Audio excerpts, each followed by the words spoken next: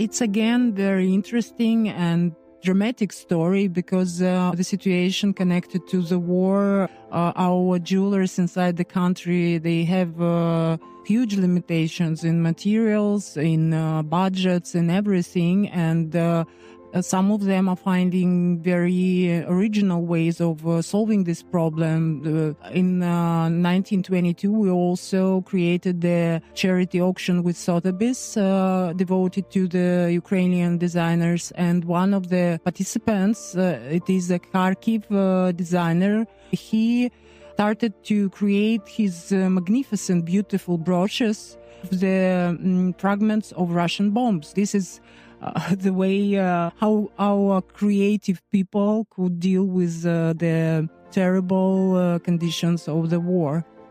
Armenians are resourceful people. While Armenia is a very small country with limited resources, Armenians living in a diaspora combines a very big community. It's 11 million people outside of Armenia and only 3 million in the country. With that said, there is always another Armenian that they can reach out to for help in sourcing their materials. But yes, budget can always be complicated, especially for starting new designers. It's always a challenge. They manage to do so. However, trips like this and exhibitions like this are out of reach for many. So these type of events are extremely helpful. So they do spend the money, find their own resources to create the pieces. But then Armenian Jewelers Association supports in travel and arrangements as well as giving them the visibility.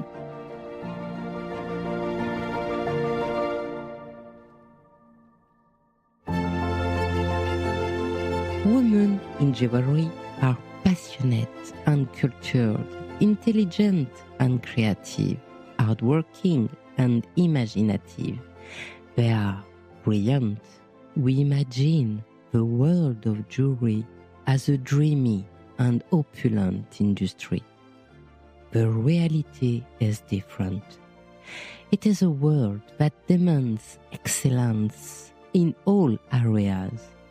A world of hard work from artisans with fairy-like hands to international groups that reign supreme.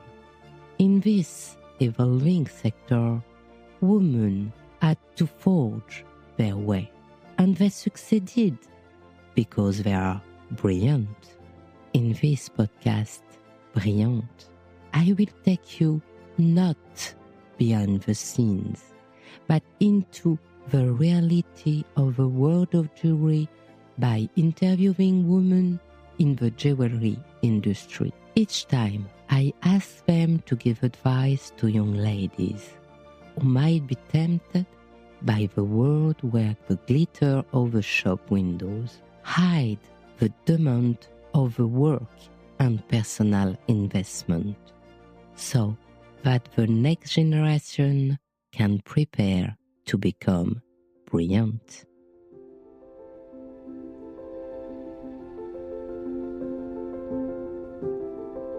Today, I welcome two brilliant women, Olga Oleksenko, founder of Strong and Precious, the charity art foundation supporting Ukrainian jewelry art, and Ivette Nersesyan-Stephanopoulos, president of the Armenian Jeweler Association.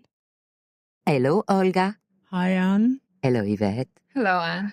What is your most precious memory about jewels? Hi, Anne again, and thank you for having me here. I remember our first podcast. It was my first experience in podcasting. It was here in GemGeneve in 1922. And I'm happy to be here again with you. Talking about my jewelry memories, I think the first impression was connected to my grandma. It was in my childhood, and she was wearing a beautiful big brooch. It wasn't maybe too precious because it was made of amber, but I remember it very clearly, and I think that it influenced on my jewelry taste, because now brooch is my favorite kind of jewelry.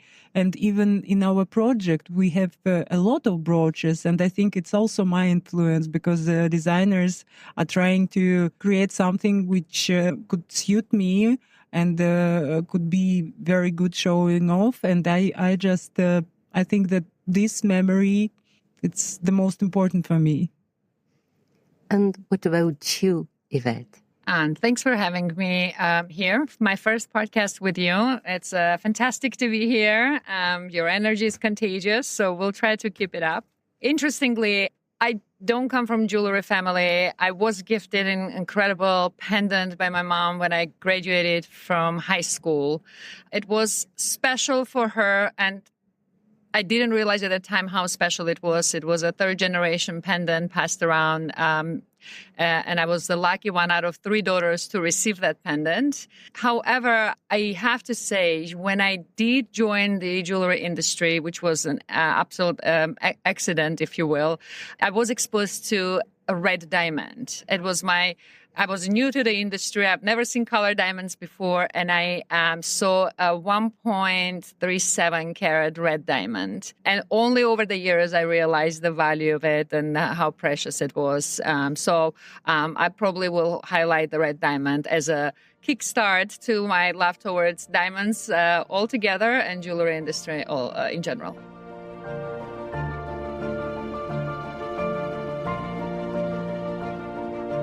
We're going to talk about your mission. For both of you, you mentor and promote young jewelers and contemporary creation. Can you explain how the project came about, beginning with Strong and Precious? The story of the project is pretty, I can't say sad, but our project is a war-born child, as you know, because before the starting of the war, I used to work for Van Cleef & Arpels. I used to be the director of Van Cleef & Arpels boutique in Kiev for more than 12 years. And when the war started, everything was closed, of course, and the boutique is still closed in Kiev. And the last thing I was thinking that time was jewelry. But 2 months later, I decided that I have to do something for my country, and I decided that my jewelry expertise and my contacts, international contacts in the jewelry community could help me. And what I did, I called Monsieur Thomas Farber, the founder of this exhibition. We knew each other before the war, and I asked him to provide me the small booth here to show off the Ukrainian designers, because I decided to show the creativity and, peaceful intention of our nation, because I wanted to show that our nation was born to create, not to destroy. It was so touching moment. I wrote the letter and he called me. It was Catholic Easter, and he called me back and told me that I will give you the whole booth, Olga, so we want to support you. And since then he contacted me, gave me the contact of Ronnie Tota, another founder of the exhibition. And we discussed the booth, the name, and it was Ronnie who gave me the idea of the name, Strong and Precious. So this way the project was born. So this is the story of the birth of the project. At the beginning of Strong and Precious, there were only women designers. Is it still the case? Everything from the first time was very chaotic, accidentally, and it's historically that women in Ukraine, more jewelry designers are women. But now it's not like that. We have male participants also. So it's not just for women, but mostly the participants of our projects are women. Yes, yes. And for the Armenian Jeweler Association, can you tell us the story? Absolutely. So Armenian Jewelers Association was founded in 1997, and the mission, as it was in the beginning, and it states true today, is unite Armenians in the gem and jewelry industry globally. So this is a global association, and we aim to bring together professionals and industry leaders and designers within Armenian communities from global perspective and unite them so that they can work together, partner together, and as a outcome to give back to Armenia as our motherland. I'm Armenian, born and raised there. I live in New York now, but my work for my soul and for giving back to my community is to continue leading that mission that founders created and bring the talent that is so deep in our roots, in our heritage, Armenian heritage, being craftsman, being a designer, being in a jewelry trade is coming from generations and centuries. So this is nothing new for us, and our mission is to provide global platforms, just like this one at GemGeneve, to provide visibility to our designers who have been going through a competition process. This is the second annual competition for designers. Everyone who is Armenian and creates jewelry can apply from all over the world. And we are grateful for GemGeneve for the opportunity. And again, this is a small way of giving this platform to those who are very talented and who truly deserve it. Is there specific savoir-faire, techniques from traditional Ukrainian jewelry that contemporary designers apply to their creation? We can't distinguish any special technique which is used by Ukrainian designers. But what I can tell for sure that Ukrainian jewelers, if we are talking about jewelry techniques, they are one of the best of making chains. You know that most of Ukrainian jewelers make the chains by the hands for now, because sometimes now it's more like industrial production, but they are making it by hands, and the chains made by Ukrainian jewelers are of very high quality. But what combines all Ukrainian designers, of course, the designers of our project, is symbolism, because all the Ukrainian art, all the Ukrainian crafts are very symbolic. For example, this year collection, we have cuffs by a young designer from Ukraine who made it, it's resembling the straw with knots. Even this craft of making something of straws has very symbolic meaning in Ukraine, and each knot is knotted in different way and means something. Some knot is for good luck, another for protection. So everything is very symbolic in our culture. And all the jewelry is made, ancient jewelry, contemporary jewelry, is all very symbolic. I think this is what distinguishes the Ukrainian jewelry from the other ones. So that is a very good question. And interestingly enough, as Olga was talking about it, I look back at the winning design pieces from last year as well as this year. There is always a mix of inspiration, of course, but somehow one way or the other, the Armenian culture and history and heritage is behind it. With rich monasteries and the churches and a religion history that we're so proud of, there's always that element of religious piece in some of these designs. We do try to select pieces that have various inspirations, but I do have to say, I think there's, regardless where in the world you live and where you create, always the Armenian culture and our history is behind the inspiration. So we're very proud of it, but we see it over and over again.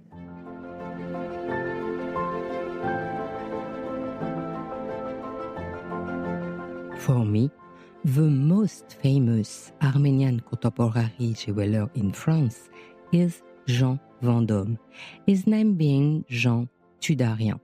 He was very avant-garde. Are the current Armenian designers still avant-garde in their creation, like Jean Vendôme? Right. So there is a trend that every designer tries to follow somewhere or the other. Generation changes, tastes are changing, demand is changing. But if you're a designer, if you're a creator, if you're an artist, there is always the spiritual element behind it. But yes, of course, I think they're a lot more bolder, a lot more expressive towards the contemporary art, contemporary looks. So I would say it has evolved, and young generation has a slightly bigger vision and their own unique signatures. For Strong and Precious, every designer that you have a very specific individual vision. But is there something that they all share? If we are talking about this year exposition, all is devoted to they share one important thing. It is all devoted to Ukrainian-born mineral. Maybe few people know that we have a very rich and interesting deposit of topazes and beryls in the west of our country, and our exhibition of this year is devoted to these beautiful minerals. For instance, Ukrainian topazes, blue topazes, they are not heated. They're original, very beautiful and intense blue stone. And we decided to call the exhibition of this year the name of this exhibition is Hidden Treasure. All designers created their pieces with the Ukrainian-born stones. So this what combines this year exhibition. And for the Armenian jeweler, does they have a common style? No, so as I mentioned earlier, I think what combines our designers and their inspiration typically is our heritage, is our history. We have a very long and deep history. Some areas were darker than the others. So cultural element is always part of it. We do not specify or guide our designers in terms of direction. We give them full freedom, but they always somehow go back to our history as part of their inspiration.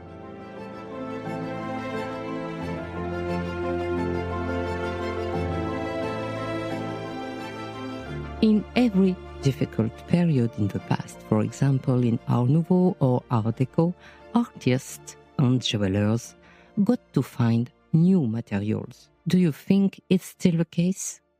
It's again very interesting and dramatic story because, of course, the situation connected to the war, our jewelers inside the country, they have huge limitations in materials, in budgets, and everything. And some of them are finding very original ways of solving this problem. Maybe you remember in 1922, we also created the charity auction with Sotheby's devoted to the Ukrainian designers. And one of the participants, it is a Kharkiv designer. Kharkiv is a city which is almost on the border with the Russian Federation, which is being bombed hardly during all the war. And this designer, Stanislav Drokin, he's in Kharkiv, he's still there. He started to create his magnificent, beautiful brooches of the fragments of Russian bombs. So he just found these fragments and made beautiful brooches. He studied it with blue flowers, forget-me-not, and created a magnificent brooch, which was sold by the highest price of all Ukrainian designers during this auction. And he was also mentioned in New York Times with this brooch. So this is the way how our creative people could deal with the terrible conditions of the war. Armenians are resourceful people. While Armenia is a very small country with limited resources, Armenians living in a diaspora combines a very big community. It's 11 million people outside of Armenia and only 3 million in the country. With that said, there is always another Armenian that they can reach out to for help in sourcing their materials. But yes, budget can always be complicated, especially for starting new designers. It's always a challenge. They manage to do so. However, trips like this and exhibitions like this are out of reach for many. So this type of events are extremely helpful. So they do spend the money, find their own resources to create the pieces, but then Armenian Jewelers Association supports in travel and arrangements as well as giving them the visibility.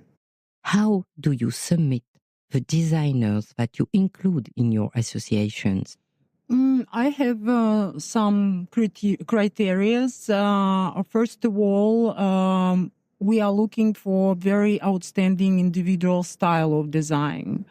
The second is I'm also seeking for high-end quality of implementation of the design, because our purpose is to show the high-end craftsmanship of our jewelers, and it is really very high-end. The third criteria is absolutely original ideas, because I do not stand any plagiarism in jewelry. So for me, it's very important that this idea is very, very new and original.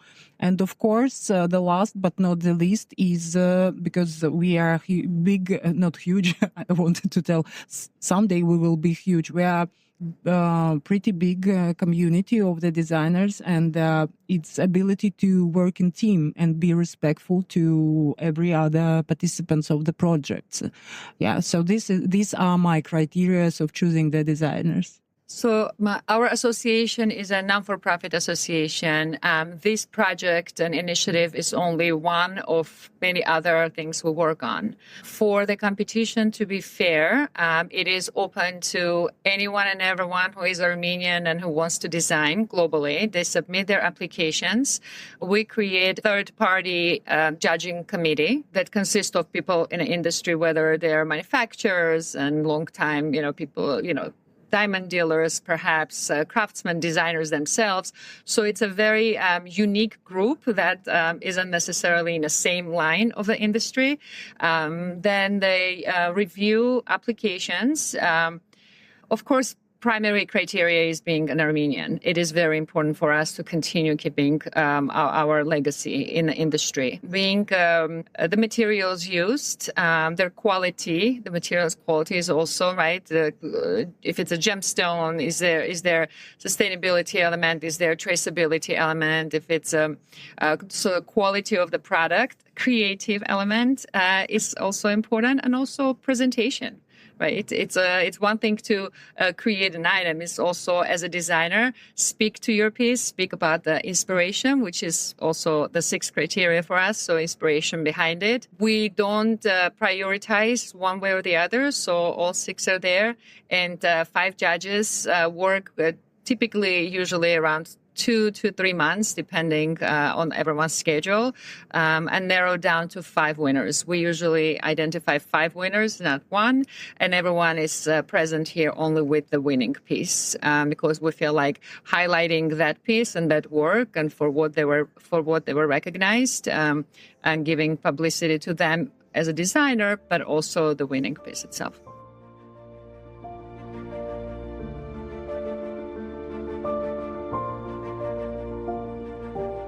What is your future project after participating at GemGeneve?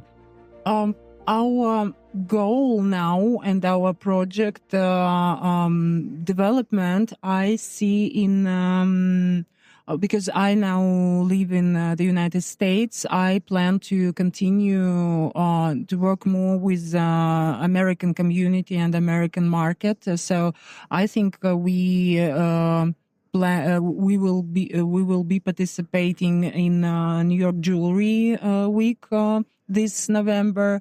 Also, as I see the project development in the future, it's more far future. I want to develop it and support not just jewelry designers from Ukraine and not just jewelry designers. I see now this project more global because the world has changed so dramatically since we started our project, and I became also more global now, and I can see that there are a lot of creative individuals who are suffering from the disasters which are happening around us. And I already discussed it with some charity organization in the United States. I decided that we could create something which could support the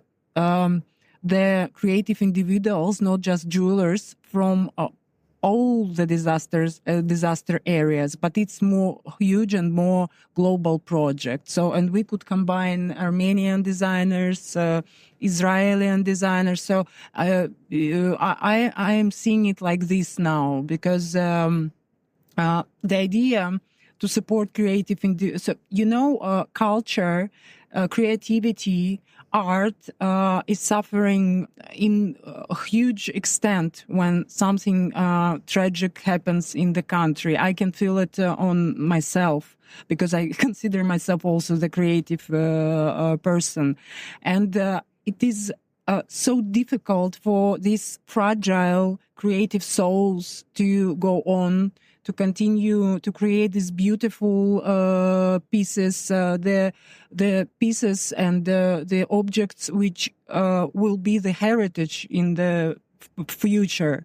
And I think it's very important to support them in these very difficult and tragic moments. That is why I'm thinking about the development of our project in this way. So for the association, we have some bold goals coming up. We are in conversations with the Minister of Economy of Armenia, who is willing to sponsor presence of the Armenian Pavilion at the JCK show, which is one of the largest trade shows in Las Vegas. So that will include not just the designers, winners from this year or last year, but also jewelry companies that manufacture and produce beautiful jewelry in Armenia and give them the exposure to actually export and see and bring their product to the global platform. And then in addition to that, we will continue exploring new designers, whether it's, GemGeneve, and if we're lucky enough to have another opportunity to be here, we will combine the talent in Armenia. That's our next big goal locally, and partner with a fashion week in Armenia so that we can bring in fashion, which is beautifully developing and progressing, and it's had very good success in the past few years. And then bring in jewelry that's locally made and be able to dress the model in our clothes made in Armenia, as well as jewelry within Armenia. So partnerships and collaborations within next year will be our focus. Do you have a personal message that you would like to deliver? I would like to express my gratitude from the Armenian Association, from our board. We have a board of 18 members. There are global leaders in our industry, but placed in different parts of the world. We have 3 of them present at the show this year. Our gratitude to GemGeneve really for giving an opportunity to Armenians, to Ukrainians, to African community to be here. It's crucial to recognize the talent that is really starting and has the talent, and also open windows they could never dream of.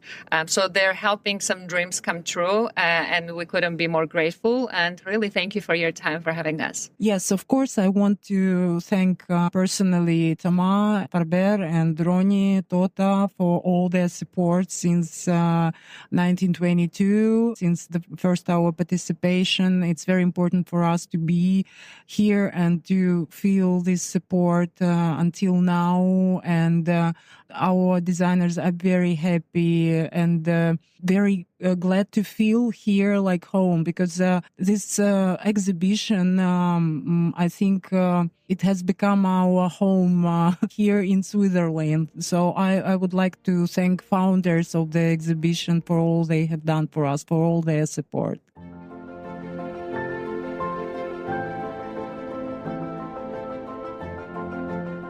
you talk about your background? How do you arrive in jewelry? It was an accident that I'm in jewelry industry. I think all the good things in our life happen accidentally because before coming into jewelry business, I used to work in perfumery and I was the brand manager in the biggest perfumery distributor in Ukraine. They distributed all the well-known luxurious perfumery brands, Estée Lauder, Christian Dior, Clarins, French brands, yeah. And but I was the brand manager of Italian brands. All the Italian brands we presented in Ukraine at that time.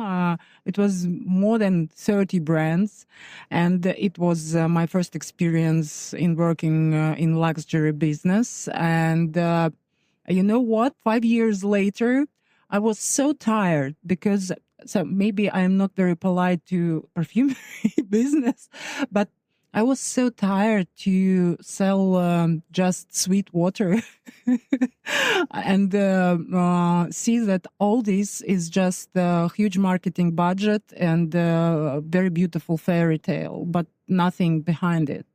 And after that, I just got pregnant with my first baby, and I decided just to go and be with my son, newborn son. But then my divorce followed, and I just had to find another job. I decided to find something else, and I was offered to work for Van Cleef & Arpels. And, you know, it was so striking for me to have this feeling there in Van Cleef & Arpels in jewelry business. I'm selling something very real, very obvious, very valuable. And it was the huge realization of being part of something very important, because when you are selling the jewelry, you are selling emotion, you are selling memorabilia of the family, something very real. And so I stayed in this industry for so long, and I'm still here, thanks God, because we are selling something very real. So this is my way of being in this industry. Yeah. And you, yes, interestingly enough, not surprisingly, accidentally got into industry after I moved from Armenia to New York, which is where I reside now. I went to school in New York for psychology, and then accidentally found a job or was offered a role in a jewelry store, right? So retail, very new, completely not known world for me. What was important, though, instead of talking about my sales experience or what's important is people you meet along the way. So the person who hired me happened to be Armenian completely accidentally, and mentors you build and meet along the way in your career is crucial. So if I were to say anything to the next generation is find that mentor that's going to guide you throughout the process, throughout your life. So I met this person who taught me everything he knew, introduced me to everybody he knew, and then said, now I need you to move on with your life. Now you can find the next path, right? So encouragement to move forward and move up is incredible. Those are some of the best mentors you can meet. Then I went and did a lot of business development on my own, partnering with smaller jewelry designers based in the US who wanted to expand in Middle East, in Asia, or in Russian-speaking countries like Kazakhstan, Uzbekistan, etc. Having spoken Russian fluently, that was very interesting time where the economy in U.S. wasn't necessarily booming, but it was in the other part of the world. So, and then being free, but having to be very creative, alone in different countries and meet people and network and organize events.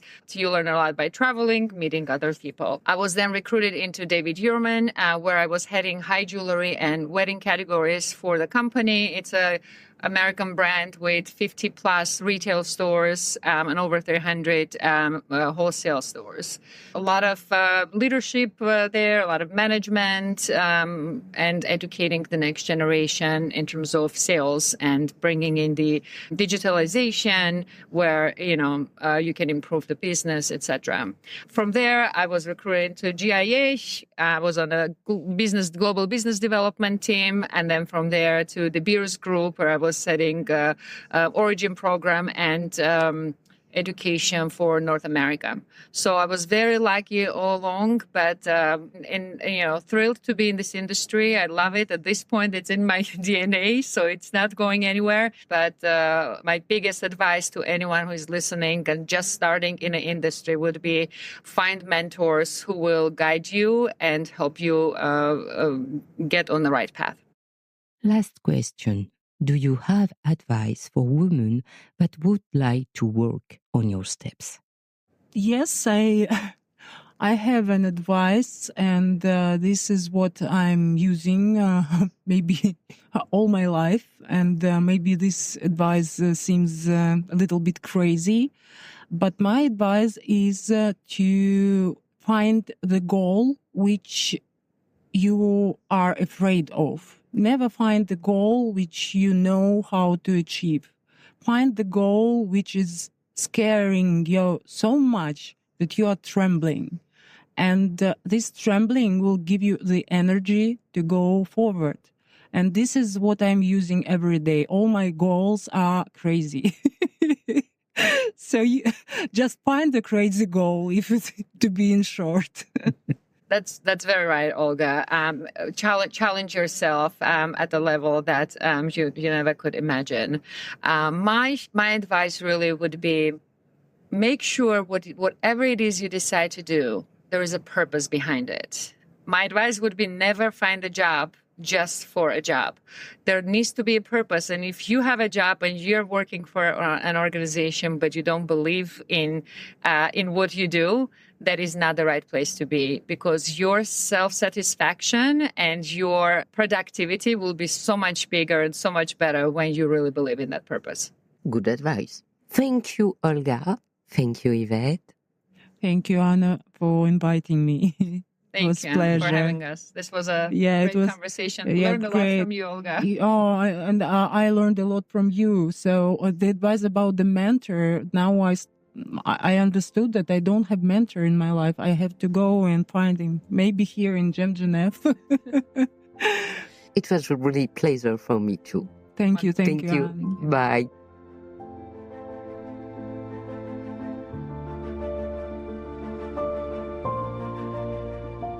Thank you for listening to Brillante. I'm Anne Desmarais de Jotan, and I give a voice to jewelry every Sunday. And if you want to give a voice to your jewelry and brand, I would be delighted to help you create your own dedicated podcast or welcome you as a partner in my native podcast. I would appreciate your support. If you enjoy the podcast, please encourage me with a like, a rating or comment on Spotify and Apple Podcasts. And please share it on your social media. See you next month on the Brillante podcast. And in the meantime of the Le Bijou comme un bisou podcast, alternating with Il était une fois le bijou podcast. Stay brilliante.